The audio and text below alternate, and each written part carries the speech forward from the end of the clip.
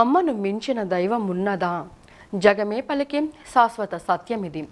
అందరినీ కనే శక్తి అమ్మ ఒక్కతే. అవతార పురుషుడైన అమ్మకు కొడుకే అన్నాడు ఓ సినీ కవి. ఎవరు రాయగలరమ్మా అను మాట కన్నా కమ్మని కావ్యం అన్నాడు మరో సినీ కవి.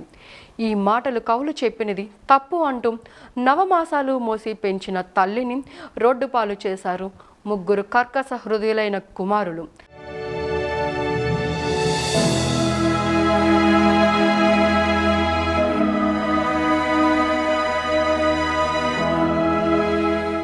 కంటికి రెప్పలా చూసుకొని పెంచిన కన్న తల్లిని ఇక నీ అవసరం లేదంటూ ఇంటి నుండి తరిమేశారు ముగ్గురు మానవ మృగాలు.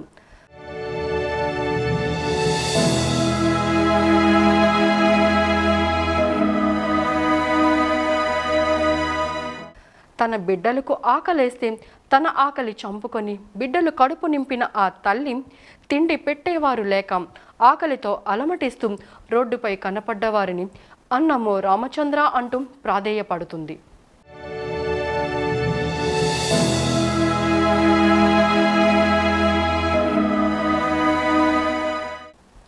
తన బిడ్డల కంట కన్నీరు వస్తే తన గుండెకు గాయమైనట్లు బాధపడ్డ ఆ తల్లి తన బిడ్డలు చేసిన అన్యాయాన్ని ఎవరికీ చెప్పుకోలేక కన్నీరు మున్నీరుగా వినిపిస్తోంది.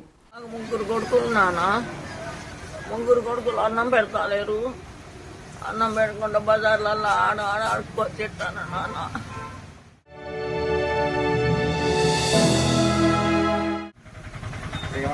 ఇప్పుడు ఏమంటాం మరి? ఏమంటావు అంటే నాకు ఇక్కడికి నేను ఈ వానాకాలం వచ్చేసరి కాలం ఆడపడినాను కొడుక. కొంచెం పడుకుందానికి సరే ముగ్గురు 3 నెలలే పెట్టాను. నేను ఎక్కువ పెట్టాను, ఒక్కొక్క నెల పెట్టాను.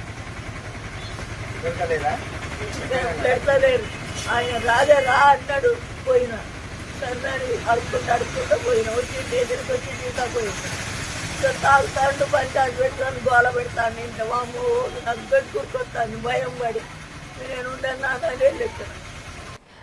ఉన్న పొలాన్ని బంగారాన్ని లాక్కొని అమ్మ గొప్పతనాన్ని నిలువున అవమానించి రోడ్డున పారేసి చేతులు దులుపుకున్న ఓ దుర్మార్గమైన ముగ్గురు కొడుకుల యథార్థ గాథ ఇది.